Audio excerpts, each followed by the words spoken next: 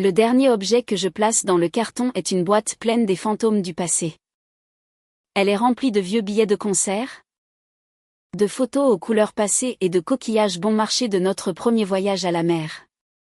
Chaque pièce est un souvenir. Un petit monument d'une vie que je croyais mienne. Le silence de cet appartement est plus assourdissant que n'importe quel bruit que j'ai jamais entendu. Il résonne dans l'espace vide où se trouvait notre canapé, où ses étagères étaient autrefois chargées de livres. 3 années de rire et de secrets chuchotés, réduites à des boîtes en carton et à l'odeur âcre du ruban adhésif. Ma main s'arrête sur une petite boîte carrée, nichée dans un coin. Elle est en velours bleu nuit. Et elle semble lourde dans ma paume. Bien plus lourde que sa taille ne le suggère. Je l'ouvre lentement. L'intérieur est vide. Bien sûr. La bague est retournée chez le bijoutier. L'argent est de nouveau sur mon compte. Mais le creux dans cet écrin reflète parfaitement le vide dans ma poitrine. Il y a un mois. Cette boîte contenait un avenir. Elle renfermait une question que je brûlais de poser. Une promesse que j'étais prêt à faire pour le reste de ma vie. Maintenant, ce n'est qu'une boîte vide dans un appartement vide. Le rappel de l'espoir d'un idiot. Je laisse échapper un soupir qui semble venir du plus profond de mon âme avant de la jeter dans un sac poubelle rempli d'autres objets brisés. Elle atterrit avec un bruit sourd et décevant. C'est tout. C'est fini. C'est drôle comme tout peut changer si vite. Il y a un mois, j'étais l'homme le plus heureux de Paris. Ma vie avec Chloé, ma petite amie, était comme une chanson parfaitement composée. Nous étions ensemble depuis 3 ans. Et notre appartement dans le Marais était plus qu'un simple logement. C'était notre sanctuaire. Nous avions notre rythme, le café du matin sur notre petit balcon filant. Les dimanches paresseux à flâner aux puces de Saint-Ouen. Les blagues que personne d'autre ne comprenait. J'avais 28 ans. Elle en avait 26. Et j'étais absolument certain qu'elle était la bonne. C'est pour cela que j'avais cette bague. J'avais passé des mois à planifier la demande en mariage parfaite. La famille de Chloé organisait chaque été une grande réunion dans la maison de campagne de ses grands-parents. Une vieille et grande demeure en Normandie.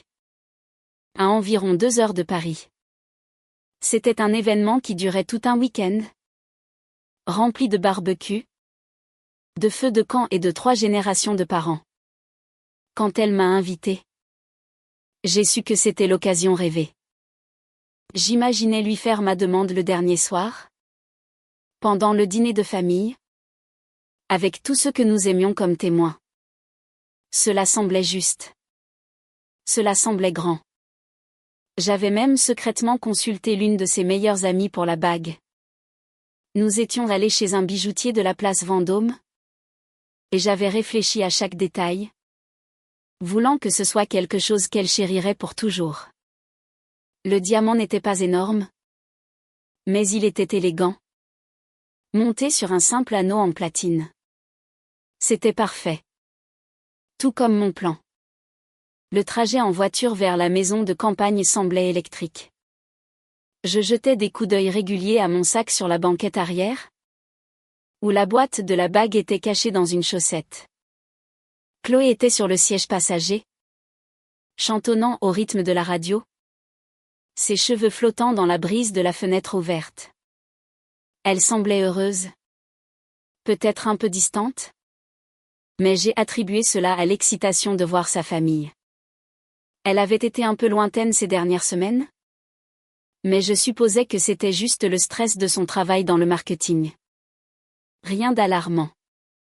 Quand nous sommes arrivés, l'endroit bourdonnait déjà d'énergie. La maison de ses grands-parents était telle que je m'en souvenais de l'année précédente, une charmante maison blanche à colombage avec une grande terrasse donnant sur un jardin verdoyant. L'air sentait l'herbe fraîchement coupée et le charbon de bois. Des enfants couraient sur la pelouse. Des tantes et des oncles s'embrassaient sur la terrasse. La scène entière ressemblait à un film feel-good. Une chaleur s'est répandue en moi. Bientôt, Ces gens seraient aussi ma famille. Le premier jour fut merveilleux. J'ai aidé son grand-père avec le barbecue. J'ai joué au mulki avec ses cousins et j'ai échangé des histoires avec son père. Je me sentais acceptée. Je me sentais à ma place. Et puis, un homme que je n'avais jamais vu est apparu. Il avait à peu près mon âge. Peut-être 1 an ou 2 de moins. Avec une assurance décontractée et un sourire qui semblait charmer tout le monde instantanément. Chloé et lui se sont salués par une étreinte qui m'a semblé un peu trop familière. Un peu trop longue. J'ai remarqué qu'ils passaient beaucoup de temps ensemble cet après-midi-là. S'éloignant du groupe principal. Absorbés dans leur propre conversation. J'ai essayé de ne pas laisser cela me déranger. C'était une grande réunion de famille. N'importe qui pouvait inviter n'importe qui. Mais une sensation de malaise a commencé à se former dans mon estomac. Plus tard, alors que le soleil commençait à se coucher, je suis partie à la recherche de Chloé et je les ai trouvés seuls sur la terrasse arrière, appuyés contre la balustrade, parlant à voix basse. Dès que je suis sortie, leur conversation s'est arrêtée net. Le silence était soudain et pesant. C'était gênant. Je me suis approchée, forçant un sourire. Salut. Tout va bien? Chloé s'est retournée. Son propre sourire semblant un peu forcé. Oh. Arthur. Salut. Voici Mathieu. Nous étions ensemble à la fac. À la Sorbonne. Elle a fait un geste entre nous. Mathieu. Voici Arthur. Mon copain.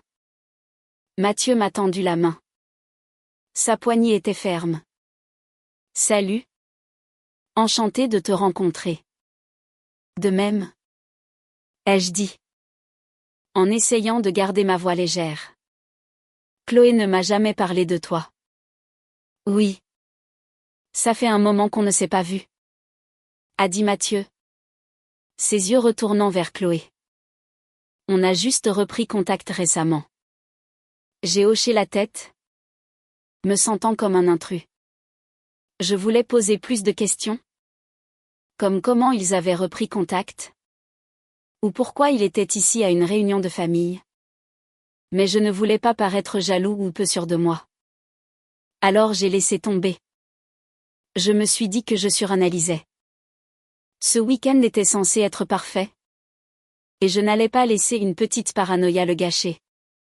Le deuxième soir, c'était la grande soirée du feu de camp. Toute la famille s'est rassemblée dans le jardin alors que le crépuscule tombait sur la campagne normande.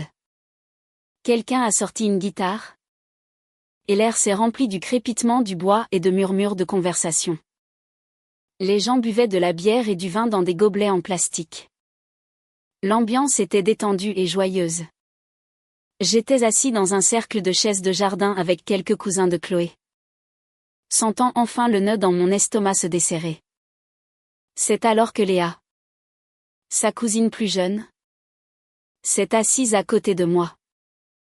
Léa avait 24 ans. Elle était étudiante infirmière. Et elle était connue pour sa franchise. Ce soir-là, elle avait clairement un peu trop bu. Elle a vacillé en s'asseyant, renversant un peu de vin sur l'herbe. Elle m'a regardé pendant un long moment. Son expression un mélange étrange de pitié et d'exaspération. Puis, tout à coup, elle a lâché d'une voix pâteuse, « Mais pourquoi tu ne vois donc rien ?» J'ai été complètement pris au dépourvu. J'ai ri nerveusement. Pensant que c'était une sorte de blague que je ne comprenais pas. Voir quoi? De quoi tu parles? Léa. Ses yeux se sont plissés. Elle s'est penchée plus près. Sa voix baissant en un chuchotement qui était encore assez fort pour que nos voisins immédiats puissent l'entendre. Il est temps de laisser ta place à quelqu'un de mieux pour Chloé. Non. Mon sourire s'est figé sur mon visage. Le crépitement du feu semblait soudain très lointain. Je ne comprends pas. Léa a soupiré de manière théâtrale. Elle m'a jeté un autre regard de pitié et a marmonné, tout le monde est au courant. Arthur. Tout le monde sait qu'il y a quelque chose entre Chloé et Mathieu. Elle nous a dit que tu étais. Que tu étais un peu trop collant. Un peu étouffant. Les mots m'ont frappé comme une gifle. Avant que je puisse traiter l'information. Une autre cousine, plus sobre, a attrapé le bras de Léa. Léa. Ça suffit. Viens. Elle m'a lancé un regard d'excuse avant d'entraîner une Léa protestataire vers la maison. Je suis resté assis là. Abasourdi. Les sons joyeux du feu de camp se sont estompés en un bourdonnement dans mes oreilles. Le monde venait de basculer. Collant? Quelque chose avec Mathieu? Les mots tournaient en boucle dans ma tête. Chaque syllabe un dard de trahison. Soudain. L'attitude distante de Chloé ces dernières semaines? Son insistance à organiser elle-même ce voyage? Ses conversations secrètes avec Mathieu sur la terrasse. Tout s'est assemblé en une image horriblement claire. Elle n'avait pas seulement repris contact avec un vieil ami. Elle avait invité son ex-amant le week-end même où je prévoyais de la demander en mariage. Et elle se plaignait de moi dans mon dos à sa famille. Une vague d'humiliation m'a submergée. J'ai regardé à travers le feu et je l'ai vue. Riant de quelque chose que Mathieu venait de dire. Elle était magnifique à la lueur des flammes. Ignorant complètement que mon monde venait de s'effondrer à cause de quelques mots ivres de sa cousine. J'ai su à cet instant que je ne pouvais pas laisser passer ça. Je devais connaître la vérité. Je suis resté immobile pendant plusieurs minutes, fixant les flammes, essayant de donner un sens à ce que je venais d'entendre. Le feu crépitait et projetait des étincelles dans le ciel nocturne, mais je ne sentais pas sa chaleur. Un froid glacial s'était installé au plus profond de mes os. J'ai de nouveau jeté un coup d'œil à Chloé. Elle riait. Sa main posée nonchalamment sur le bras de Mathieu. Chaque geste qui m'avait semblé innocent auparavant ressemblait maintenant à une pièce d'un puzzle que j'avais été trop aveugle pour voir. La façon dont il se penchait pour l'écouter. La façon dont elle croisait son regard. Tout était là. Je n'avais simplement pas voulu le voir. Mon projet de demande en mariage. La petite boîte en velours cachée dans mon sac. Me semblait soudain une farce. Une blague cruelle et grotesque que je m'étais faite à moi-même. Comment avais-je pu me tromper à ce point sur nous? Sur elle? Le mot « collant » résonnait dans mon esprit. Un murmure venimeux. Pendant 3 ans, j'avais pensé que mon affection était désirée. Que mes messages et mes appels étaient des signes de notre lien. Elle semblait vouloir ce lien autant que moi. Mais à sa famille, elle peignait un autre tableau, me faisant passer pour un fardeau, un poids inconfortable qu'elle devait supporter. Je ne pouvais plus rester là, à faire comme si tout allait bien. Je voulais des réponses, et je les voulais maintenant. Je me suis levée, mes jambes instables. J'ai contourné le feu, mes yeux fixés sur Chloé. Quand j'ai atteint son groupe, j'ai réussi à garder ma voix basse et stable. Même si mon cœur battait la chamade. Chloé. Je peux te parler une minute? En privé. Elle a levé les yeux. Son sourire s'effaçant. Une lueur d'agacement dans ses yeux. Ça ne peut pas attendre? Arthur? On s'amuse bien. Mathieu nous regardait. Un sourire narquois jouant sur ses lèvres. Il savait. Non. Ai-je dit. Ma voix plus ferme que prévu. Ça ne peut pas attendre. Elle a soupiré d'exaspération, levant les yeux au ciel pour ses amis avant de se lever. Très bien. Allons-y. Elle m'a conduit loin de la lumière et de la musique, vers le côté sombre et silencieux de la maison qui faisait face à un petit bois. L'air était plus frais ici. Le seul son était le chant lointain des grillons. Elle a croisé les bras, s'appuyant contre le mur. Bon. Qu'est-ce qui est si important pour que tu me traînes loin de tout le monde? J'ai pris une profonde inspiration, essayant de choisir mes mots avec soin. Qui est Mathieu pour toi? Chloé? Et je veux la vérité. Elle a reniflé, incrédule. Tu es sérieux? Je te l'ai dit. C'est un ami de la fac. Tu te fais des films. Ah oui. Ai-je rétorqué, mon calme commençant à se fissurer. Parce que ta cousine vient de me raconter une autre histoire. On m'a dit que je devrais ouvrir les yeux. Que tout le monde sait qu'il y a quelque chose entre vous. Je n'ai pas mentionné le nom de Léa. Je ne voulais pas lui faire porter le chapeau. Peu importe à quel point ces mots m'avaient blessé. Le visage de Chloé s'est durci. Ses défenses se sont immédiatement dressées. Oh mon Dieu! Tu vas vraiment écouter les ragots d'une fille saoule? Léa ne sait rien. Tu inventes des histoires? Arthur. Je n'invente rien. Ai-je dit? Ma voix montant malgré moi. Je suis dans le noir? Demandant tranquillement à ma copine de 3 ans pourquoi sa famille pense qu'elle me trompe. Qu'est-ce qu'il y a d'inventé là-dedans? Elle a détourné le regard. C'était toute la confirmation dont j'avais besoin. Elle a finalement poussé un soupir exaspéré. Bon. D'accord. C'est un ex. On a couché ensemble quelques fois à la fac. Mais c'était il y a longtemps. Il n'y a rien. On est juste amis maintenant. On peut arrêter avec ça? Tu en fais toute une montagne. Un ex. Elle avait invité un ex à un week-end en famille et m'avait menti en face. Le poids de la trahison m'a écrasé la poitrine. Tu aurais dû me le dire? Chloé. Tu aurais dû être honnête dès le début. Pourquoi? A-t-elle lancé. Pour que tu agisses comme ça? Pour que tu aies cette crise de jalousie ridicule? Ce n'est pas ridicule. Ai-je dit? C'est une question de respect. Et ce n'est pas tout ce qu'elle a dit.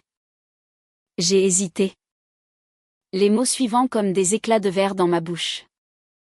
Elle a aussi dit que tu disais aux gens que j'étais étouffant. Collant. Chloé n'a même pas eu la décence de paraître coupable. Elle a haussé les épaules. Un geste froid et dédaigneux. Eh bien? Parfois tu le hais.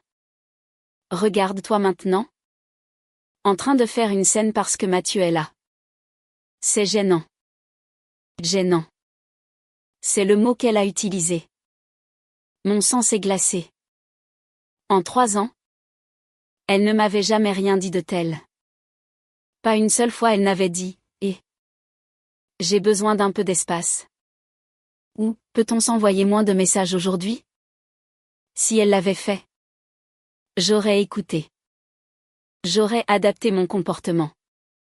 Mais elle ne l'a pas fait. Elle a souri. Elle a dit « je t'aime ». Puis elle est allée dire dans mon dos que j'étais gênant. Si c'est ce que tu ressentais, pourquoi ne me l'as-tu jamais dit? Ma voix était à peine un murmure. Parce que je ne voulais pas te blesser. A-t-elle dit. Comme si cela arrangeait les choses. Mais tu viens de le prouver. Tu ne peux pas le supporter. Avant que je puisse répondre, nous avons entendu des pas.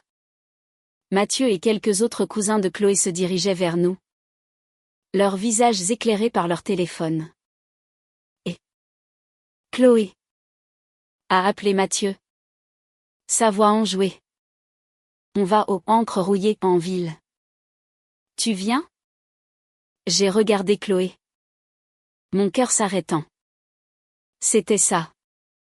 Le moment de vérité. Elle pouvait choisir de rester. De régler ça avec l'homme qui était sur le point de la demander en mariage. Elle pouvait choisir de réparer les dégâts. Elle n'a pas hésité. Elle m'a regardé avec une froideur dédaigneuse. Oui. J'arrive, a-t-elle dit à Mathieu. Puis, se tournant vers moi, tu peux rester ici si tu es fatigué. Je reviendrai plus tard. Et elle est partie. Juste comme ça. Elle ne s'est pas retournée. Elle a rejoint leur groupe. Et j'ai entendu leur rire s'estomper alors qu'ils se dirigeaient vers l'allée. Elle l'avait choisi. Elle avait choisi une soirée avec son ex plutôt que de rester avec moi. Elle m'a abandonnée chez ses grands-parents, me laissant seule avec les décombres de notre dispute. Je suis restée dans le noir pendant ce qui m'a semblé une éternité, avec seulement le chant des grillons pour compagnie. L'humiliation était une blessure béante. Je me sentais comme le plus grand des imbéciles. L'amour que j'avais pour elle. L'avenir que j'avais si soigneusement planifié. Tout s'était évaporé, ne laissant rien. Rien à sauver. Je suis rentrée lentement dans la maison. La fête continuait dehors, mais j'ai traversé les pièces comme un fantôme. Personne ne m'a remarqué. Je suis montée à l'étage, dans la chambre d'amis qu'on nous avait assignée. Nos sacs étaient posés sur le sol, le sien à côté du mien. La pièce était silencieuse, en contraste frappant avec le chaos dans ma tête. J'ai ouvert ma valise, ma main allant directement à la chaussette où j'avais caché la bague. J'ai sorti la boîte en velours bleu nuit. Je ne l'ai même pas ouverte. Je l'ai juste tenue, son poids se moquant de tout ce que j'avais espéré. Ma décision a été instantanée et absolue. Je ne resterai pas ici. Je n'attendrai pas qu'elle revienne ivre, sentant la bière bon marché et la trahison. Je ne supporterai pas les regards de pitié de sa famille le matin. C'en était assez. J'ai commencé à faire mon sac. Silencieusement. Méthodiquement. J'ai plié mes vêtements. Engourdi. J'ai rangé ma brosse à dents. Mon chargeur de téléphone. Toute trace de mon existence dans cette pièce. Une fois terminé, j'ai trouvé un bloc-notes et un stylo sur la table de chevet. Ma main tremblait. Mais mon message était court. Je suis rentrée à la maison. On parlera plus tard. J'ai laissé la note sur l'oreiller où elle aurait dû dormir. Puis j'ai pris mon sac. J'ai jeté un dernier regard à la pièce qui aurait dû être le théâtre d'un nouveau départ heureux. Et je suis partie. Je me suis glissée par une porte latérale, mais pas silencieux sur l'allée de gravier. Je suis montée dans ma voiture. J'ai démarré le moteur et j'ai quitté cette maison de campagne sans un regard en arrière. Les 2 heures de route pour rentrer à Paris ont été un flou d'autoroute sombre et de la lueur solitaire du tableau de bord. Je n'ai pas allumé la radio. J'ai juste conduit. Le silence rempli de l'écho des mots de Léa et du rejet glacial de Chloé. La douleur était vive et réelle. Mais en dessous, un étrange sentiment de clarté a commencé à se former. Je ne fuyais pas. Je conduisais vers quelque chose. Je conduisais vers ma liberté. La relation était terminée.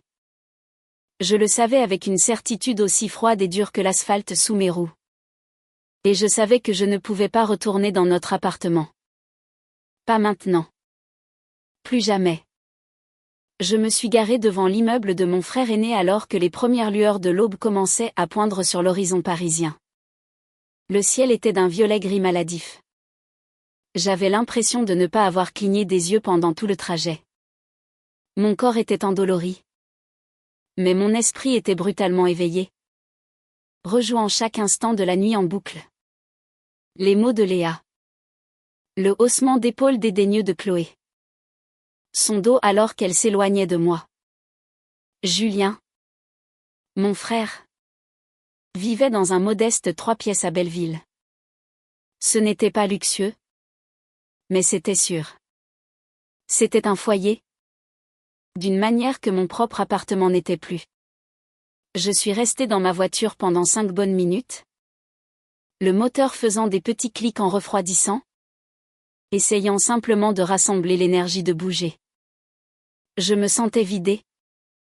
Une coquille fragile de l'homme que j'étais la veille. Finalement. Je suis sortie et j'ai sonné à son interphone. Il était presque 5 heures du matin. Sa voix était ensommeillée et confuse à travers le haut-parleur. Allô? Julien? C'est Arthur. Ouvre-moi. Il y eut une pause. Puis le bruit du déverrouillage de la porte. J'ai attrapé mon unique sac et je suis entrée. Il m'attendait à la porte. Torse nu. Les cheveux en bataille. Le visage plein d'inquiétude. Il lui a suffi d'un regard sur mon visage pâle et mes yeux hagards. Et il a su. Il n'a même pas eu besoin de demander. Oh. Merde. A-t-il dit à voix basse. Entre. Il m'a conduit au salon et je me suis effondrée sur son vieux canapé en cuir. Il s'est affaissé sous mon poids. Julien a disparu dans la cuisine et est revenu avec un verre d'eau. Qu'il m'a tendu. Mes doigts tremblaient tellement que j'ai failli le laisser tomber. Qu'est-ce qui s'est passé? A-t-il demandé doucement, s'asseyant dans le fauteuil en face.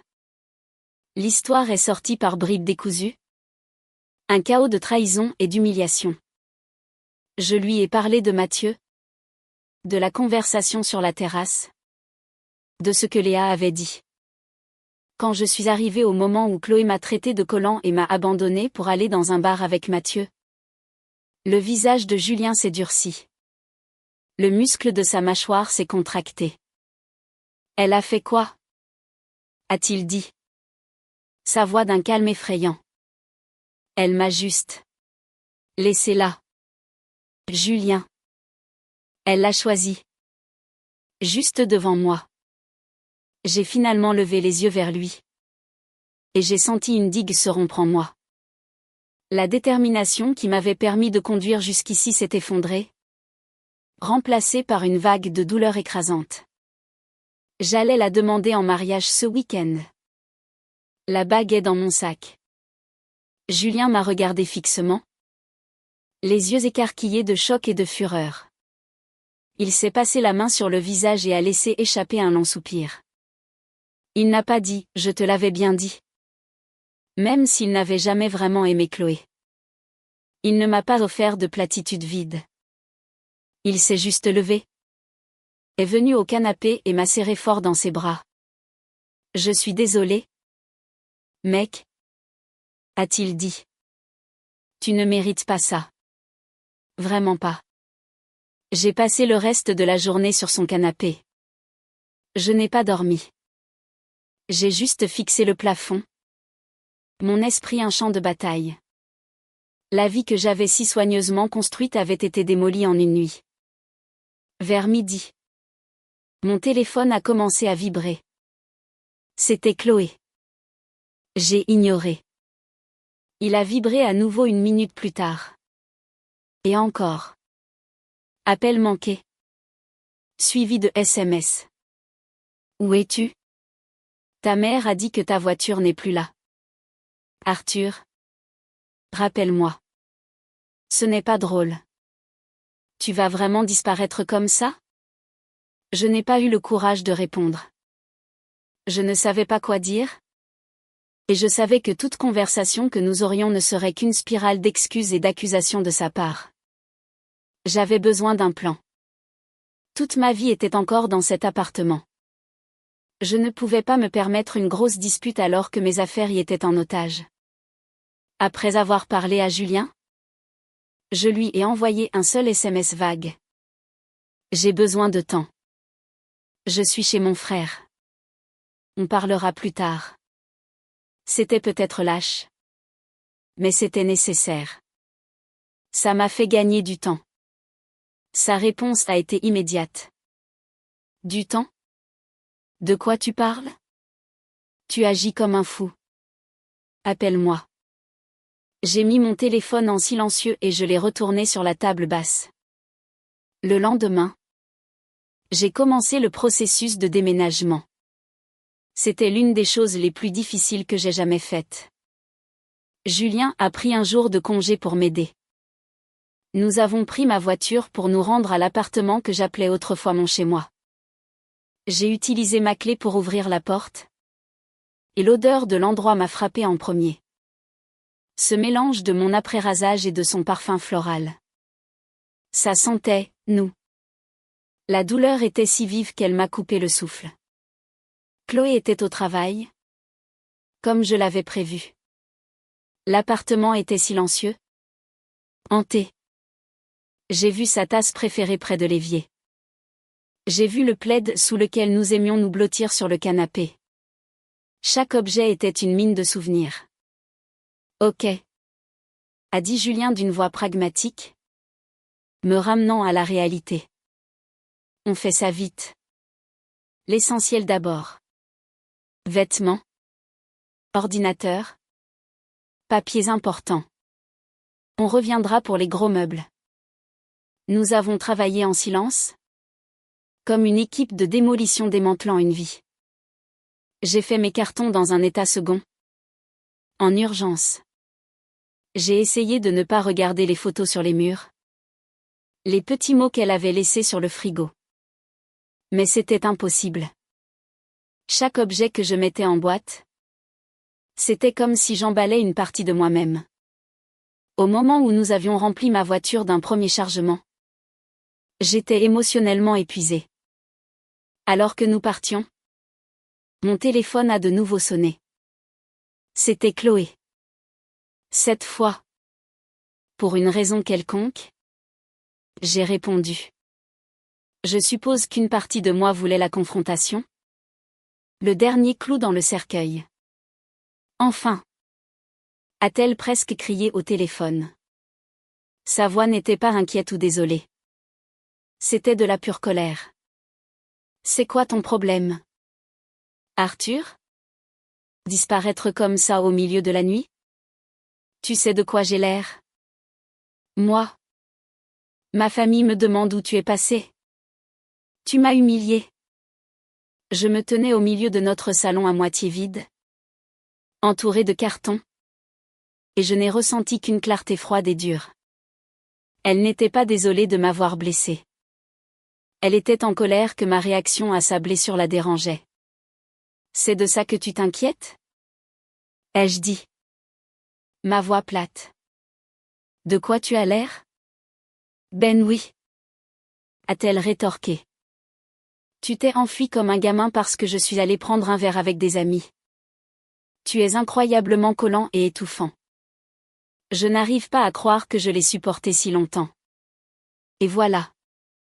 À cet instant, la moindre parcelle d'amour que j'avais eue pour elle est morte. Ce n'était pas un antéfacement. C'était comme un interrupteur qu'on bascule. Tous les doutes, toutes les suppositions ont disparu. C'est fini. Chloé. Ai-je dit. Les mots sont sortis facilement. Sans hésitation. Il y a eu un silence stupéfait à l'autre bout du fil. Qu'est-ce que tu viens de dire? C'est terminé. J'ai entendu tout ce que j'avais besoin d'entendre à cette fête. Tu n'as pas été honnête avec moi? Et tu ne me respectes clairement pas. Je ne peux pas être avec quelqu'un en qui je n'ai pas confiance. Tu romps avec moi par téléphone à cause d'une rumeur stupide d'une fille saoule? A-t-elle bafouillé? Sa voix un mélange d'incrédulité et de fureur. Non. Ai-je dit calmement. Je romps avec toi à cause de ce que tu as fait. Tu m'as menti. Tu m'as dénigré auprès de ta famille. Et puis tu m'as abandonné pour ton ex. La rumeur s'est juste avérée être vraie. Il n'y a rien entre Mathieu et moi? A-t-elle crié. Tu es parano. Tu es en train de jeter 3 ans de notre vie pour rien. Non. C'est toi qui les as jetés. Ai-je dit. Je ne fais que nettoyer les dégâts. Je t'enverrai un texto pour organiser le reste de mes affaires. Avant qu'elle puisse dire autre chose. J'ai raccroché. J'ai bloqué son numéro sur le champ. Ma main était stable. Mon cœur, qui avait été un chaos pendant 48 heures, était soudainement calme. C'était un calme douloureux et vide. Mais c'était du calme tout de même. Julien a posé une main sur mon épaule. Ça va? J'ai hoché la tête, prenant une dernière inspiration profonde de l'air vicié et familier de l'appartement. Ouais, ai-je dit. Et j'ai été surpris de le penser. Je crois que ça va aller. Les jours suivants ont été un flou de logistique et d'émotions brutes. Déménager le reste de ma vie de cet appartement a été comme une lente et douloureuse amputation. Julien est mon meilleur ami. Marc ont été ma bouée de sauvetage. Ils m'ont aidé à louer une petite camionnette et ont passé un samedi entier à transporter des meubles, des livres et les derniers vestiges d'une vie partagée dans un box de stockage. Chloé et moi avons coordonné le déménagement final par des SMS brefs et pragmatiques. J'ai fait en sorte de venir quand elle était au travail, pour éviter une confrontation finale et probablement dramatique. Traverser ces pièces une dernière fois, voir les espaces vides où mon bureau et mon fauteuil se trouvaient, était surréaliste, comme visiter une scène de crime.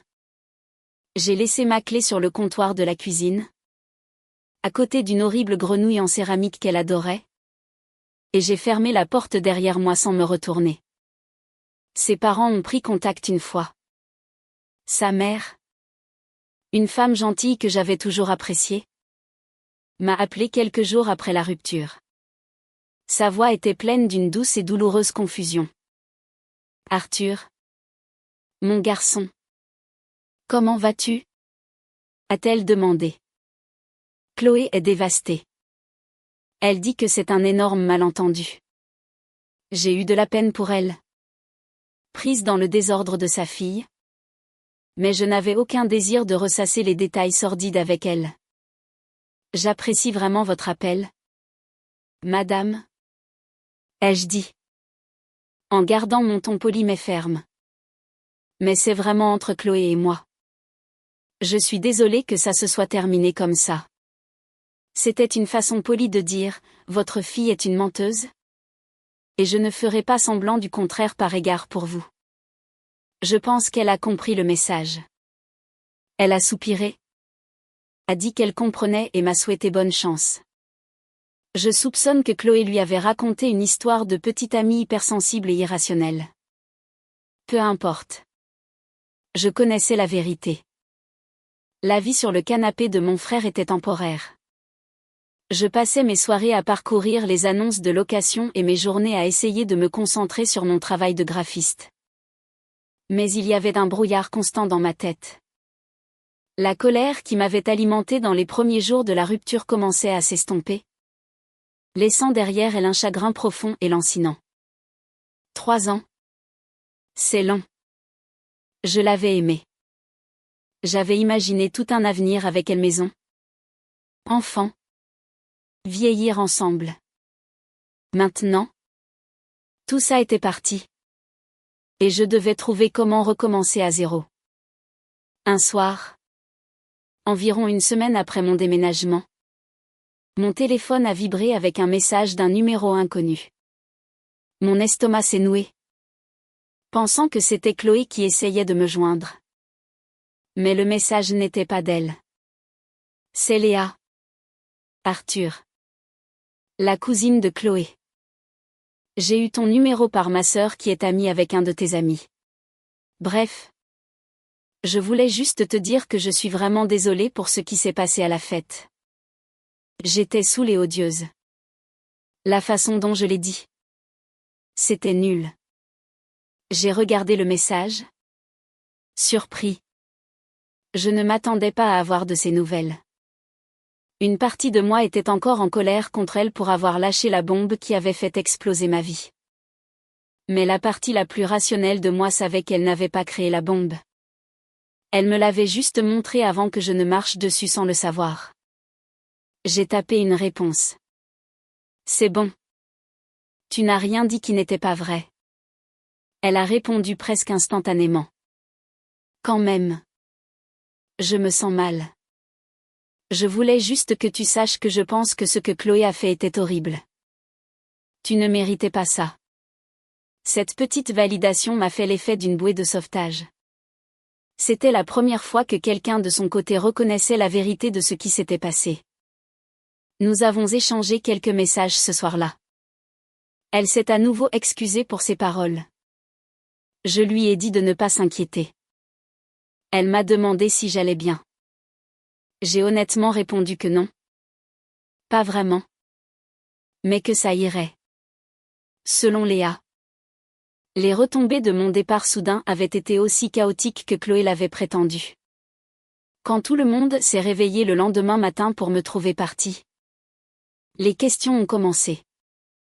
Apparemment, Chloé avait dit à tout le monde que nous nous étions disputés pour une bêtise et que j'avais surréagi et m'étais enfuie. Elle a joué le rôle de la petite amie confuse et blessée. Mais Léa a dit que quelques membres de la famille proche, y compris elle et sa sœur, n'avaient pas cru à son histoire. Ils avaient vu comment Chloé s'était comportée avec Mathieu tout le week-end. Léa a confirmé mes soupçons, c'était bien Chloé qui avait invité Mathieu. Elle avait dit à quelques cousines qu'elle se sentait étouffée par moi et pensait qu'avoir Mathieu dans les parages serait un bon moyen de me faire passer le message, de prendre mes distances. C'était une stratégie passive-agressive si tordue que ça m'a donné mal à la tête. Au lieu de me parler comme une adulte, elle avait orchestré ce pathétique drame de lycée. Si ça peut te consoler, a texté Léa. Je ne pense pas qu'il se soit vraiment passé quelque chose entre ce week-end-là. Il est rentré chez lui le dimanche et je n'ai plus entendu parler de lui. Je pense qu'elle espérait peut-être que quelque chose se passe. Mais ça n'a pas marché. Elle a joué et elle a tout perdu. C'était un réconfort étrange. Je suppose. De savoir qu'elle ne m'avait probablement pas trompé physiquement. Mais ça ne changeait pas grand-chose. En réalité, la trahison émotionnelle était la blessure la plus profonde. Elle était prête à jeter notre relation pour la possibilité de raviver la flamme avec un ex. C'était suffisant. Dans les semaines qui ont suivi, Léa et moi sommes restés en contact. C'était sporadique au début, un même drôle ici. Un bref message pour savoir comment se passait ma recherche d'appartement là. Nos conversations touchaient rarement Chloé. Nous parlions de travail, des séries que nous regardions, des frustrations de la vie quotidienne. C'était facile. C'était normal. C'était une amitié que je n'avais pas vue venir, née des cendres de mon ancienne vie. Avoir sa perspective m'a aidé plus que je ne l'aurais imaginé. Elle avait été témoin de tout. Et elle offrait un point de vue que personne d'autre ne pouvait donner. Elle m'a fait me sentir moins fou pour ma réaction, validant que ce que Chloé avait fait était, selon ses propres mots, incroyablement merdique. Pendant ce temps, je rassemblais lentement les morceaux de ma vie. J'ai trouvé un petit 2 pièces en ville. Il était vide et plein d'écho quand j'ai emménagé, mais je l'ai progressivement transformé en mon propre espace. J'ai acheté un nouveau canapé. J'ai accroché des affiches que j'aimais au mur. J'ai recommencé à cuisiner pour moi. Marc et Julien passaient souvent, remplissant le silence avec des jeux vidéo et des mauvais films. La bague de fiançailles est restée dans sa boîte sur ma nouvelle commode pendant des semaines. Je n'arrivais pas à la regarder. Mais je n'arrivais pas non plus à m'en débarrasser. C'était un symbole de tant d'espoir, maintenant souillé par l'échec. Finalement, un samedi, j'ai mis une belle chemise. J'ai pris la boîte et je suis retournée à la bijouterie. La femme qui m'avait aidée à la choisir des mois plus tôt était là. Elle m'a reconnue, son visage s'illuminant d'un sourire chaleureux. « Vous revoilà si tôt ?» a-t-elle demandé joyeusement. Elle a aimé ? Mon sourire était fragile. Les plans ont changé. Ai-je dit simplement. Je dois la retourner. Son sourire professionnel s'est estompé, remplacé par une expression de véritable sympathie. Elle n'a posé aucune question. Elle a simplement hoché la tête et a traité le retour avec efficacité et gentillesse. Sortir de ce magasin sans la bague a été comme me délester d'un poids énorme. C'était le dernier acte tangible de renoncement à l'avenir que j'avais prévu avec Chloé. J'étais officiellement de retour à la case départ. Mais pour la première fois en un mois. Cela ne ressemblait pas à une tragédie. Cela ressemblait juste à une page blanche. Ce soir-là, j'ai envoyé un texto à Léa. J'ai retourné la bague. Ça fait du bien. Elle a répondu 1 minute plus tard. Je suis contente pour toi. C'est un grand pas. Tu mérites quelqu'un qui mérite une bague de ta part. J'ai souri à mon téléphone. C'était une chose simple et gentille à dire. Mais ça a signifié beaucoup pour moi. Et alors que j'étais assis seul dans mon nouvel appartement vide, j'ai réalisé que j'attendais avec impatience la prochaine fois que son nom apparaîtrait sur mon écran. Mon amitié avec Léa a grandi de manière organique, comme une fleur sauvage poussant dans une fissure du béton. C'était une touche de couleur inattendue dans le paysage autrement gris de ma vie post-rupture. Nos SMS sont devenus plus fréquents, évoluant vers des appels téléphoniques occasionnels qui s'étiraient tard dans la nuit. Nous parlions de tout et de rien. J'ai appris qu'elle était dans sa dernière année d'école d'infirmière, qu'elle était obsédée par les podcasts de true crime, et qu'elle était farouchement loyale envers les gens qu'elle aimait, une qualité que j'appréciais de plus en plus. Un après-midi, elle a mentionné qu'elle avait un stage dans un hôpital non loin de mon nouvel appartement. Sur un coup de tête, je lui ai proposé de déjeuner. Je connais un super resto de tacos dans le coin. C'est ma tournée. Pour te remercier d'être une personne décente. Ai-je texté? Elle a répondu avec un emoji qui pleure de rire. D'accord. Tant que tu promets de ne pas me faire parler de fluide corporel. J'avoue que j'étais un peu nerveux en me rendant au restaurant de tacos ce jour-là. La rencontrer en personne? C'était différent. Après tout, elle était la cousine de mon ex.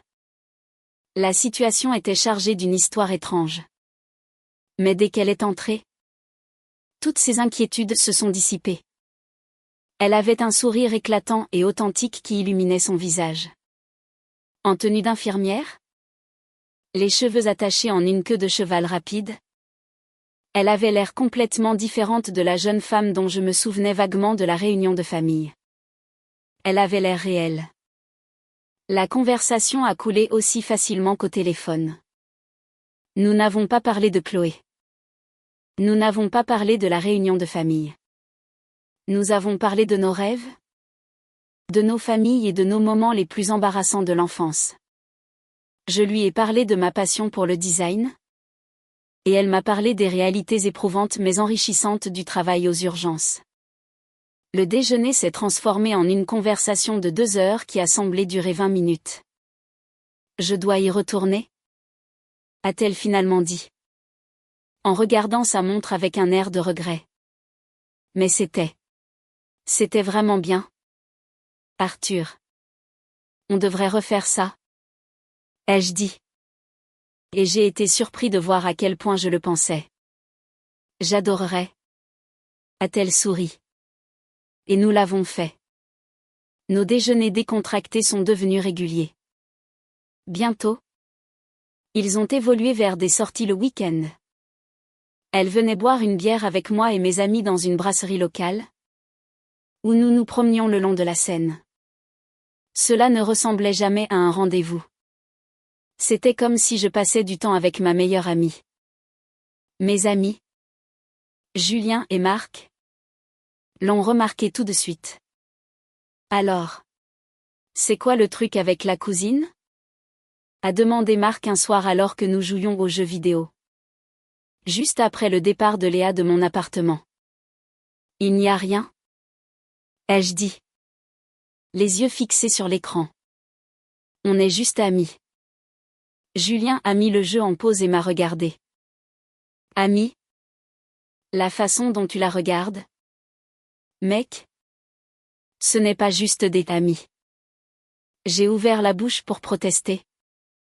Mais les mots ne sont pas venus. Il avait raison. Je ne voulais pas me l'avouer. Mais mes sentiments pour Léa étaient en train de changer. J'avais commencé à remarquer les petites choses, la façon dont elle se mordillait la lèvre quand elle réfléchissait. Le son de son rire. La gentillesse authentique dans ses yeux quand elle m'écoutait. Elle était drôle. Intelligente et terrax en grave terre. Et oui. J'avais commencé à remarquer qu'elle était très belle. Un fait qui m'avait complètement échappé lors de cette réunion de famille alors que mon monde s'effondrait. J'étais en train de tomber amoureux de la cousine de mon ex. Et cette pensée était à la fois excitante et terrifiante. Elle le ressentait aussi. Je le voyais à la façon dont nos mains se frôlaient et nous nous retirions tous les deux un peu trop vite. Je le voyais à la façon dont elle croisait parfois mon regard une seconde de trop. L'air entre nous commençait à crépiter d'une énergie invisible. Un soir, nous étions assis sur mon petit balcon, regardant les lumières de la ville commencer à scintiller. Le silence entre nous était confortable. Mais il était lourd de tout ce qui n'était pas dit. J'ai décidé de l'aborder de front. C'est un peu bizarre? Non. Ai-je dit? En regardant l'horizon. Elle savait exactement de quoi je parlais. Un peu. A-t-elle admis? Sa voix douce. D'accord. Peut-être beaucoup. Je me suis tournée pour la regarder. Son visage était baigné dans la douce lumière du crépuscule. Je tiens à ça. Léa. Notre amitié. Après tout ce qui s'est passé. Tu as été incroyable. Toi aussi. A-t-elle dit. En rencontrant mon regard. J'ai pris une profonde inspiration. Mais je dois être honnête. Je commence à ressentir plus que de l'amitié pour toi. Et ça me perturbe complètement. Une vague de soulagement a traversé son visage. Elle a laissé échapper un petit rire tremblant. Dieu merci. Je pensais que j'étais la seule. Je ressens la même chose. Arthur. Mais. C'est tellement compliqué. Je veux dire. Tu es sorti avec Chloé. Ma cousine. Je sais. Ai-je dit. Et j'y ai beaucoup pensé. Mais Chloé et moi. C'est du passé. C'était une autre vie. Ça. C'est autre chose. C'est à propos de toi et moi. Qu'est-ce que les gens vont penser? S'est-elle demandé à voix haute. Ma famille va en faire ses choux gras. Est-ce que c'est plus important que ce que nous ressentons? Elle est restée silencieuse pendant un long moment, regardant simplement la circulation dans la rue en contrebas. Finalement, elle m'a regardé, ses yeux pleins de détermination. Non. A-t-elle dit. Non. Ça ne l'est pas. Nous avons tous les deux convenu d'y aller doucement. Nous ne voulions pas que ce soit une relation de transition pour moi, ou un acte de rébellion pour elle. Nous voulions que ce soit réel. Alors, pendant les semaines suivantes, nous avons essayé de maintenir une distance amicale. Mais c'était comme essayer de retenir la marée. Savoir que le sentiment était réciproque rendait impossible d'ignorer l'attraction entre nous. Le moment charnière est arrivé environ 4 mois après ma rupture avec Chloé. J'étais allée chercher Léa pour voir un film. Le film était terrible. Mais nous nous sommes amusés à nous en moquer après. Quand je l'ai ramenée à son appartement, le câlin d'au revoir habituel et amical a été différent. Il s'est attardé. Je pouvais sentir son cœur battre contre ma poitrine. Quand j'ai commencé à m'éloigner, elle a resserré son étreinte un tout petit peu. J'ai baissé les yeux vers elle. Et elle me regardait déjà. Et puis, elle a comblé le petit espace qui nous séparait et m'a embrassé. Ce n'était pas un baiser hésitant ou interrogateur. C'était un baiser qui ressemblait à une déclaration. Il était doux et sûr. Et il a envoyé une décharge électrique à travers tout mon corps. Toute la confusion. Tous les doutes. Toute la peur de la situation compliquée. Tout a disparu. À cet instant, il n'y avait qu'elle. Quand nous nous sommes finalement séparés, nous étions tous les deux à bout de souffle. Elle a posé son front contre le mien. Alors, je suppose qu'on fait ça. Pour de vrai? A-t-elle murmuré. Un sourire dans sa voix. J'ai souri en retour. Mon cœur débordant. Ouais. Ai-je dit. Je suppose que oui. Cette nuit a été notre commencement. Nous avons eu notre premier vrai rendez-vous quelques jours plus tard, un bon dîner dans un restaurant italien tranquille. C'était merveilleusement normal et heureux. Être avec elle était si facile. Avec Chloé. J'avais toujours l'impression de marcher sur des œufs. D'essayer d'être le petit ami parfait qu'elle voulait. Avec Léa, je pouvais être moi-même. Elle riait de mes blagues nulles. N'avait pas peur de me reprendre quand j'étais idiot. Et elle écoutait ce que j'avais à dire. Nous avons décidé de garder notre nouvelle relation secrète pendant un certain temps. Seuls mon frère et Marc étaient au courant. Au début, ils étaient choqués. Puis infiniment amusés. Marc a plaisanté en disant que ma vie amoureuse avait plus de rebondissements que n'importe quelle émission de télé-réalité. Tu es sur le point de faire ta demande? Tu te fais larguer pour un ex? Et maintenant tu sors avec la cousine qui a tout révélé? A-t-il dit, secouant la tête avec incrédulité. On ne pourrait pas inventer ça. Mais sous les plaisanteries, ils étaient encourageants. Je ne t'ai pas vu aussi heureux depuis des années? M'a dit Julien un soir. Même pas au début avec Chloé. Léa est bonne pour toi. Il avait raison. J'étais heureux. Vraiment. Profondément heureux. D'une manière que je ne savais pas possible. C'était une route étrange et sinueuse qui m'avait mené ici. Une route pavée de douleur et d'humiliation. Mais en me tenant de l'autre côté, la main de Léa dans la mienne, je n'aurais rien changé. Je savais qu'il y aurait des drames quand la nouvelle finirait par éclater. Chloé et le reste de sa famille était un nuage d'orage à l'horizon. Mais pour l'instant, nous étions heureux de rester un peu plus longtemps dans notre bulle de bonheur tranquille. Notre bulle tranquille a duré environ un mois. C'était un monde secret et heureux, où c'était juste nous deux contre tout. Nous avons construit nos fondations, loin des regards indiscrets et du jugement inévitable. Nous avons appris les rythmes de l'autre, nos espoirs, nos peurs. Chaque jour qui passait, mes sentiments pour elle s'approfondissaient, passant d'une étincelle d'espoir à une flamme constante et sûre. J'étais en train de tomber amoureux. Et je savais, avec une certitude ancrée dans mes os, qu'elle tombait amoureuse de moi aussi. Mais nous savions tous les deux que nous ne pouvions pas nous cacher éternellement. La clandestinité semblait enfantine. Et plus important encore, c'était comme si nous avions honte de quelque chose. Et je n'avais pas honte. J'étais fière d'être avec elle. Je voulais lui tenir la main en public sans regarder par-dessus mon épaule. Je voulais la présenter à ma famille. Non pas comme une amie, mais comme la femme dont j'étais en train de tomber amoureux. Il faut qu'on le dise aux gens. Lui ai-je dit un soir, alors que nous préparions le dîner dans mon appartement.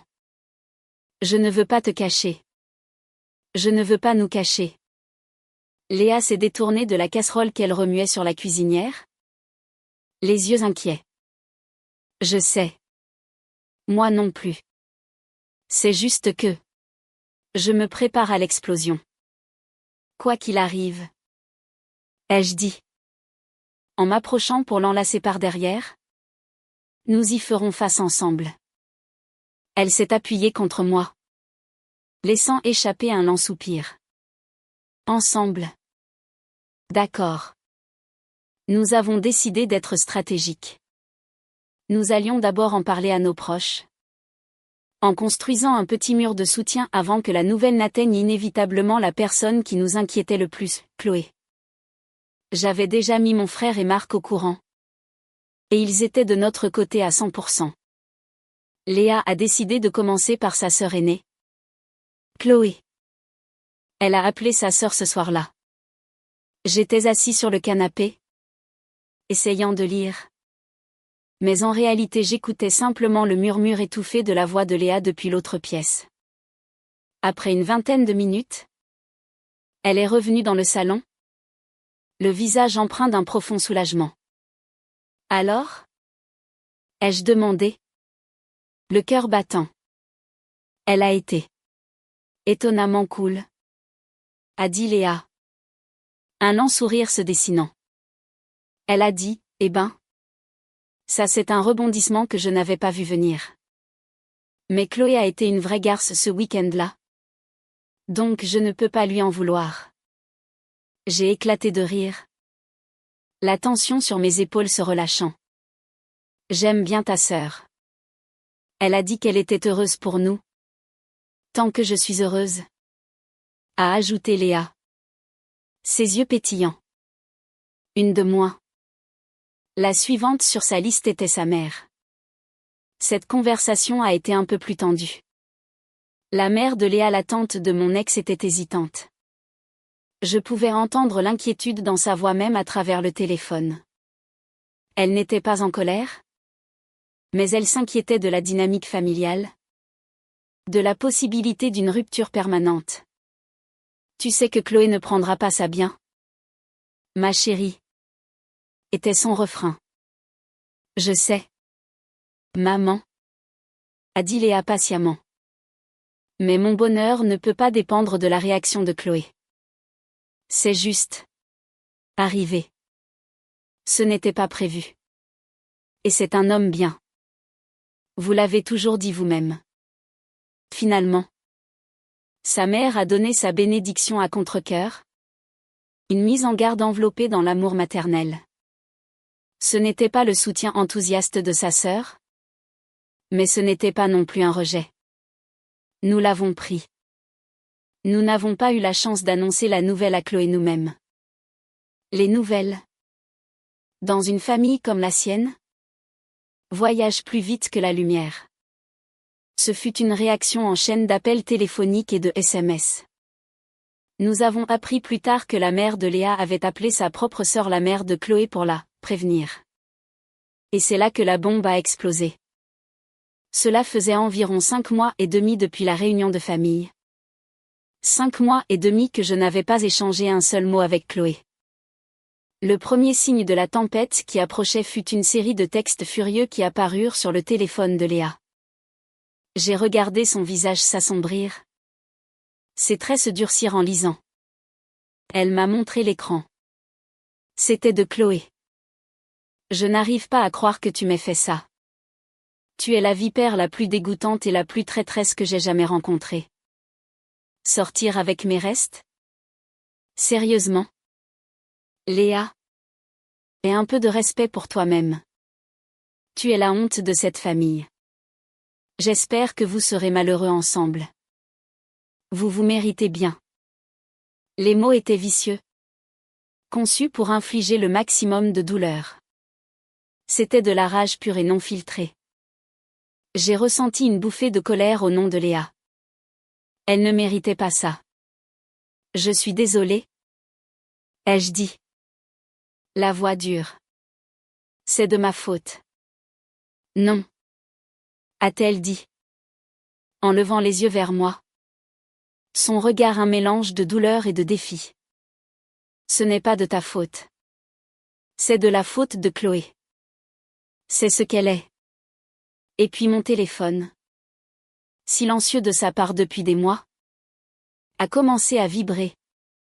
D'abord un texte. J'ai entendu pour toi et Léa. Il faut qu'on parle. Je l'ai ignoré. Une minute plus tard, mon téléphone a sonné. C'était elle. J'ai décidé de répondre. Contre mon meilleur jugement. J'ai pensé qu'il valait mieux y faire face.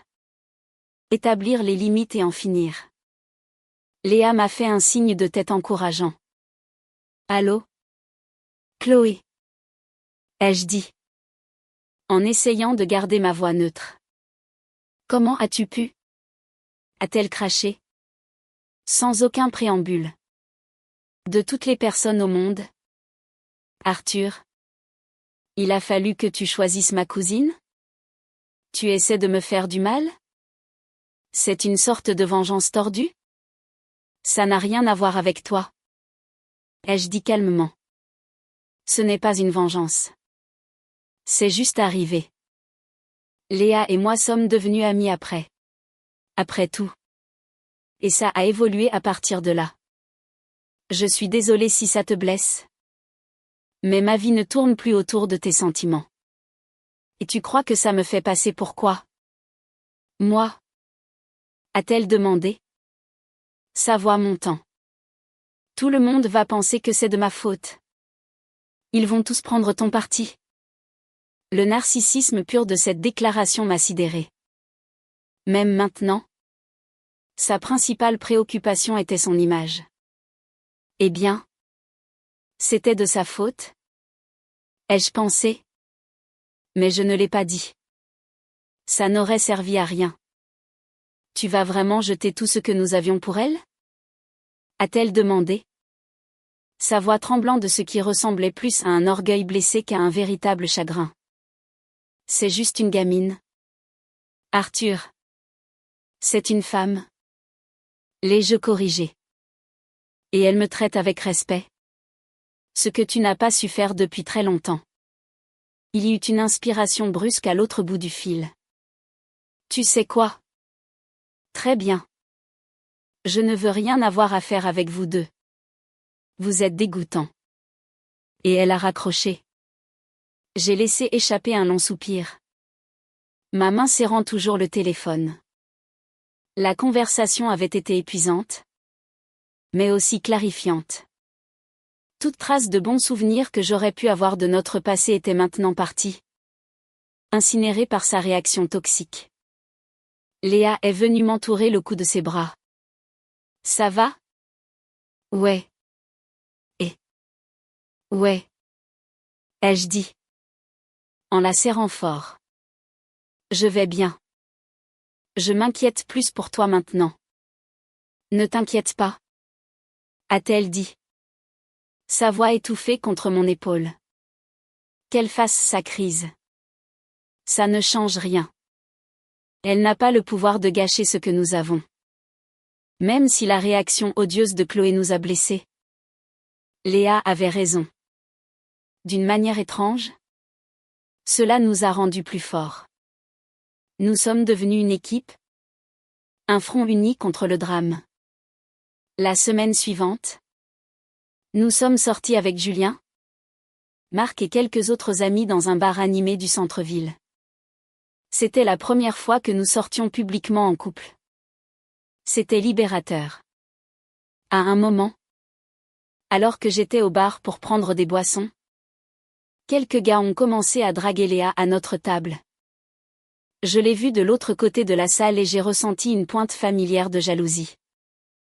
Mais ensuite, j'ai regardé Léa gérer la situation avec une confiance cool. Les repoussant poliment. Quand je suis revenue à la table, elle m'a vue et un sourire malicieux s'est dessiné sur son visage. Elle a regardé les gars qui traînaient encore avec espoir. Oh! Le voilà! A-t-elle dit. Assez fort pour qu'ils l'entendent. Mon copain. Puis elle a tendu la main. A attiré mon visage vers le sien et m'a donné un long et profond baiser. Au milieu du bar bondé. Nos amis à la table ont applaudi et crié. Les gars ont compris le message et ont discrètement disparu. Quand elle s'est retirée, elle riait. Mon cœur a eu l'impression qu'il allait exploser. Je n'étais jamais sortie avec quelqu'un d'aussi audacieux. Qui n'avait pas peur de me revendiquer. De montrer au monde que j'étais à elle. Cette nuit-là, alors que nous rentrions à la maison, main dans la main, Je l'ai regardé. Son visage illuminé par les lampadaires. Tu sais quoi? Ai-je dit. Avec le sourire le plus sincère que j'ai jamais eu.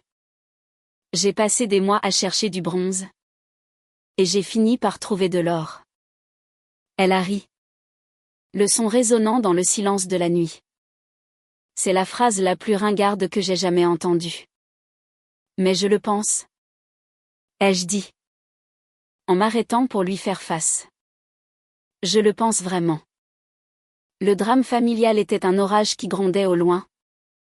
Mais ici, avec elle, j'étais en sécurité. J'étais heureux. Et je savais que nous pouvions affronter tout ce qui allait suivre. J'aimerais pouvoir dire que l'appel téléphonique furieux de Chloé a été la fin de l'histoire. Qu'elle a dit ce qu'elle avait à dire, puis s'est retirée gracieusement pour nous laisser vivre nos vies. Mais ce n'est pas comme ça que ça s'est passé. Sa rage initiale ne s'est pas estompée. Elle a mijoté pour devenir quelque chose de plus troublant.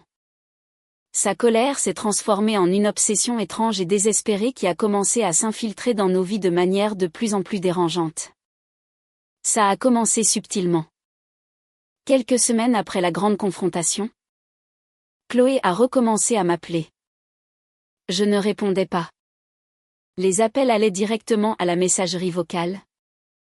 Mais elle ne laissait jamais de message. Puis les SMS sont arrivés. Envoyés à des heures étranges. Au milieu de la nuit. Le ton avait radicalement changé par rapport à la fureur de notre dernière conversation.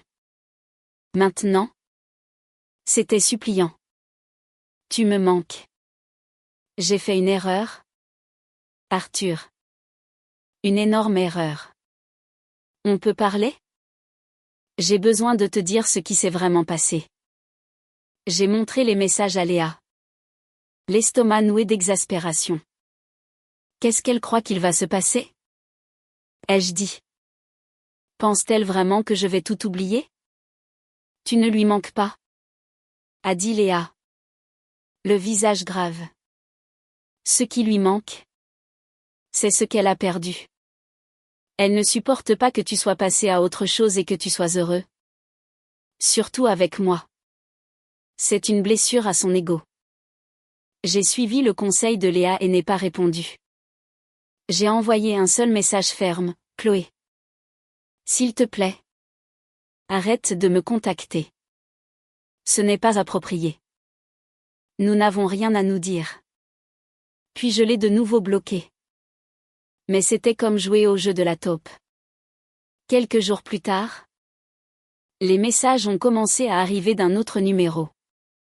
De comptes de réseaux sociaux anonymes. Tous m'étaient adressés. Remplis d'excuses désespérées et d'une réécriture de l'histoire de notre rupture. Elle dépeignait la réunion de famille comme un simple malentendu. Et elle-même comme la victime de ma réaction excessive. C'était exaspérant. Mais gérable. Nous pouvions bloquer et supprimer. Mais ensuite, elle a tourné son attention vers Léa. Et les choses sont passées de gênantes à alarmantes. Léa a commencé à recevoir des demandes d'amis et de suivi sur les réseaux sociaux de la part de profils tout neufs sans photo ni amis. Les messages privés étaient d'abord vagues parle-moi mais sont vite devenus plus personnels. Faisant référence à des choses que seule Chloé pouvait savoir. C'était clairement elle. Essayant de contourner les blocages. Le harcèlement numérique était une chose. Mais ensuite, elle a franchi une ligne dans le monde réel. Un après-midi. Léa m'a appelé du travail. La voix tremblante d'un mélange de peur et de colère. Tu ne vas jamais le croire? A-t-elle dit. Ces mots courts et rapides. Elle est là. Chloé est là. À l'hôpital. Mon sang s'est glacé. Quoi? Qu'est-ce qu'elle fait là? Elle est juste arrivée dans le hall. A expliqué Léa. Sa voix baissant en un chuchotement. Elle a dit à la réception qu'elle était ma cousine et qu'elle venait me surprendre pour le déjeuner. La réceptionniste a appelé mon étage. J'ai dit à l'infirmière en chef ce qui se passait. Et la sécurité l'a escortée dehors. Mais Arthur. Elle est venue à mon travail. Tu vas bien? Ai-je demandé. Ma propre voix tendue de fureur. J'imaginais Chloé. Son sourire faux et son charme trompeur. Essayant de prendre en embuscade la femme que j'aimais sur son lieu de travail. Je vais bien maintenant? A dit Léa. En prenant une inspiration tremblante. Mais ça m'a secouée.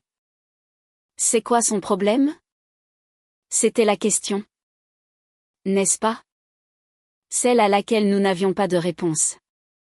Son comportement devenait de plus en plus erratique.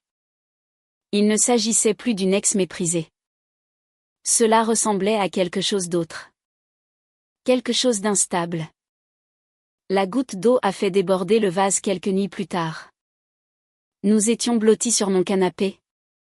En train de regarder un film. Nous sentant enfin en paix après une semaine stressante. Je suis sortie pour jeter les poubelles dans les conteneurs derrière mon immeuble. En revenant, j'ai vu une berline bleu foncé familière rouler lentement dans ma rue.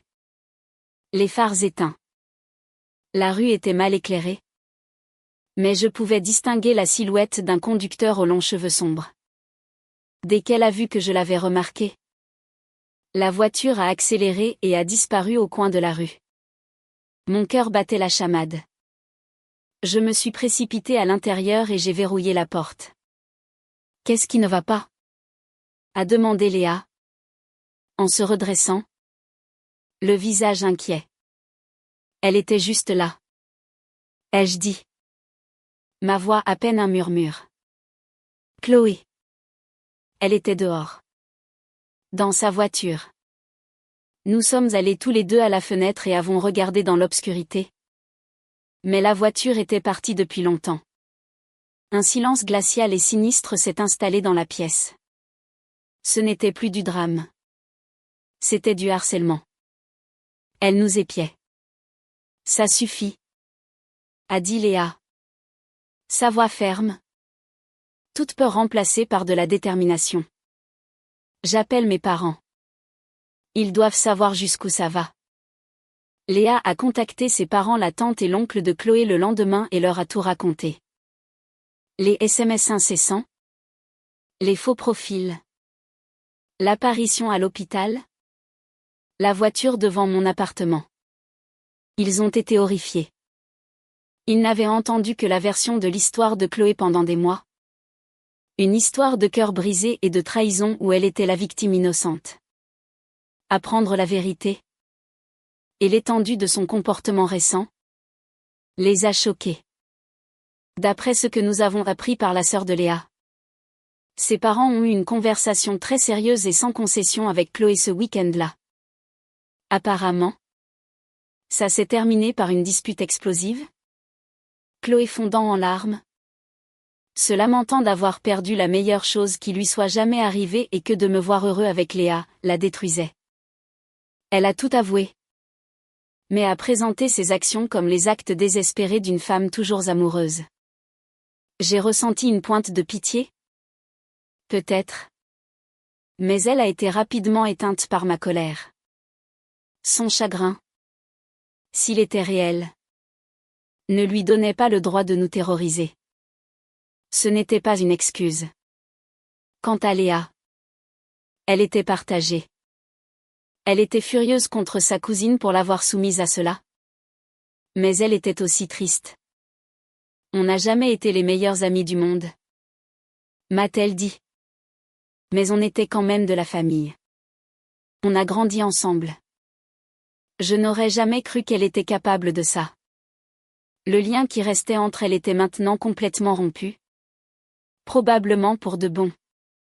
La confrontation parentale a semblé fonctionner. Du moins temporairement. Les messages ont cessé. Nous n'avons plus vu sa voiture.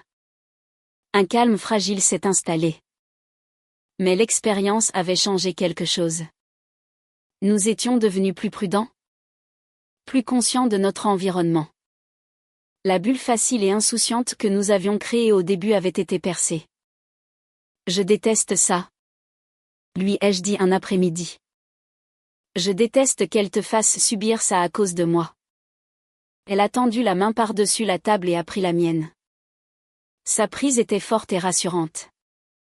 Et ce n'est pas à cause de toi. C'est à cause d'elle. Et nous gérons ça. Ensemble. Elle ne gagne pas. Elle n'a pas le pouvoir de détruire ce que nous avons. En la regardant, en voyant la force et la grâce avec lesquelles elle gérait tout ce cauchemar, mon amour pour elle a grandi jusqu'à ce qu'il semble remplir la pièce. Elle avait raison. Nous étions une équipe, et nous étions plus forts que le chaos de Chloé. Pour nous évader de tout ça, nous avons décidé de partir en week-end. Nous avons loué un petit chalet isolé dans les Cévennes. Une région magnifique et sauvage. Là-bas, il n'y avait pas de réseau téléphonique. Pas d'internet. Juste des arbres. Une cheminée et nous deux. C'était exactement ce dont nous avions besoin. Pendant 2 jours, nous avons fait des randonnées dans des vallées époustouflantes.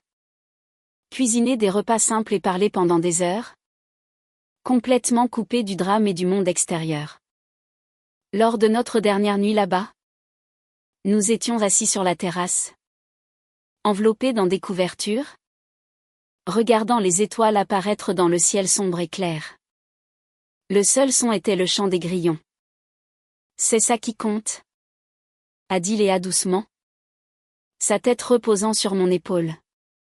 Juste ça. J'ai su à cet instant, avec une clarté absolue, que c'était la femme avec qui je voulais passer le reste de ma vie.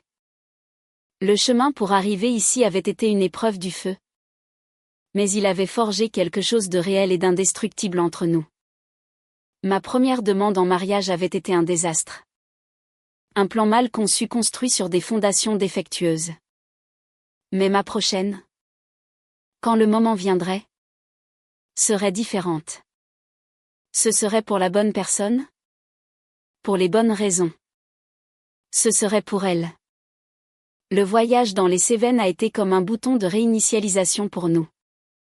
Il nous a rappelé ce qu'était notre relation à la base. Loin du nuage toxique que Chloé avait créé.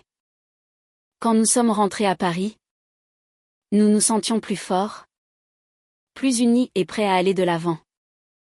L'intervention de sa famille semblait avoir atteint Chloé. Le harcèlement s'est complètement arrêté.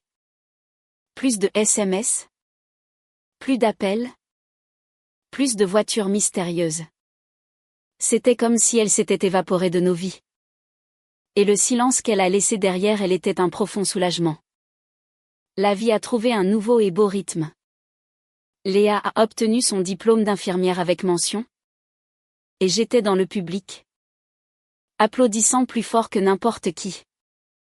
En la voyant traverser la scène pour recevoir son diplôme, le visage rayonnant de fierté et d'accomplissement, j'ai senti ma poitrine se gonfler d'un amour si grand qu'il en était presque douloureux.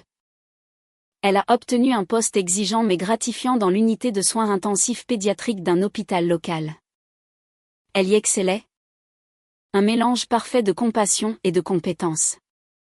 Je l'admirais sans fin. Ma propre carrière a également prospéré. J'ai décroché un gros client pour mon travail de design en freelance. Un projet à la fois créatif et financièrement enrichissant. Nous étions 2 personnes construisant nos propres vies réussies. Mais à la fin de chaque journée, nous nous retrouvions. Mon petit appartement, autrefois une cellule de célibataires solitaires, était devenu notre foyer commun. Nous passions plus de temps chez moi que chez elle. Et sans jamais en discuter officiellement, elle a progressivement emménagé. Sa tasse à café préférée est apparue à côté de la mienne. Ses uniformes d'infirmière sont devenus un élément régulier de mon panier à linge. Mon appartement, autrefois symbole d'un nouveau départ douloureux, s'est transformé en notre sanctuaire. Environ 1 an après la réunion de famille, par un après-midi d'automne frais et ensoleillé, je l'ai emmené dans un parc que nous aimions tous les deux. Les buttes Chaumont. Les feuilles prenaient des teintes vibrantes de rouge et d'or, crissant sous nos pieds pendant que nous marchions. Nous avons trouvé un banc tranquille surplombant le petit lac. Le même endroit où nous avions eu l'une de nos premières longues et honnêtes conversations. Mon cœur battait la chamade. Un rythme familier. Terrifiant et merveilleux. Cette fois. Cependant, il n'y avait pas de doute. Pas de peur. Juste une certitude profonde et retentissante. Je me suis tournée vers elle et j'ai pris ses deux mains dans les miennes. Léa. Ai-je commencé? Ma voix tremblant légèrement. Il y a un an.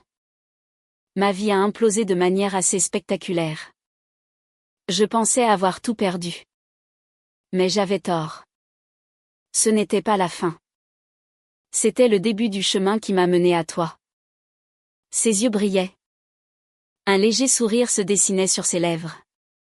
Elle savait ce qui allait arriver. Tu es entré dans ma vie comme une bouffée d'air frais.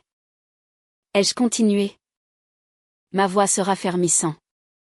Tu as été honnête quand d'autres chuchotaient. Tu as été gentille quand j'étais brisée. Tu m'as montré ce qu'est une vraie relation. Il ne s'agit pas de grands gestes ou de plans parfaits.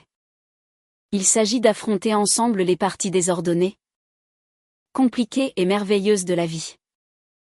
Et il n'y a personne d'autre au monde avec qui je préférerais faire ça. Je me suis levée du banc et me suis agenouillée sur les feuilles mortes. J'ai sorti une petite boîte simple de ma poche, pas comme la dernière. Celle-ci était en bois de cerisier chaud. Je l'ai ouverte pour révéler une bague, un saphir de la couleur de ses yeux, flanqué de deux petits diamants. Léa. Ai-je dit? Ma voix étranglée par l'émotion. Tu es la femme la plus gentille, la plus forte et la plus incroyable que j'ai jamais connue. Veux-tu m'épouser? Des larmes coulaient sur ses joues. Mais elle riait. Un son magnifique et joyeux.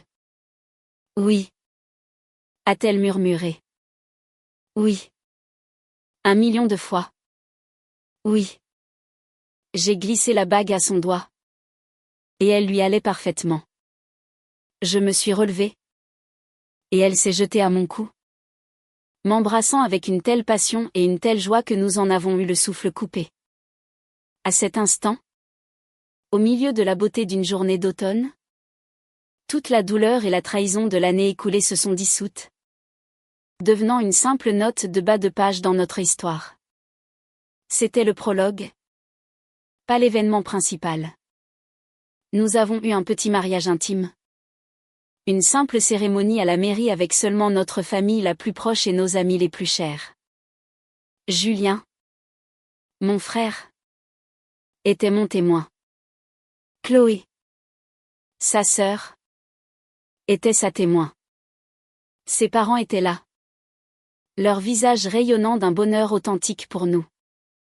Ils en étaient venus à m'aimer comme un fils. Et ils voyaient à quel point j'aimais leur fille. Chloé n'était pas invitée. Nous avons appris par le biais de la famille qu'elle avait déménagé à l'autre bout du pays quelques mois après nos fiançailles. Personne n'en savait vraiment plus. C'était comme si elle avait choisi de se couper d'une famille qui, selon elle, l'avait trahie. Il y avait une tristesse silencieuse à cela, mais aussi une paix. Son absence était un cadeau. Aujourd'hui, 3 ans après notre mariage, la vie est belle. Ce n'est pas un conte de fées. C'est mieux. C'est réel.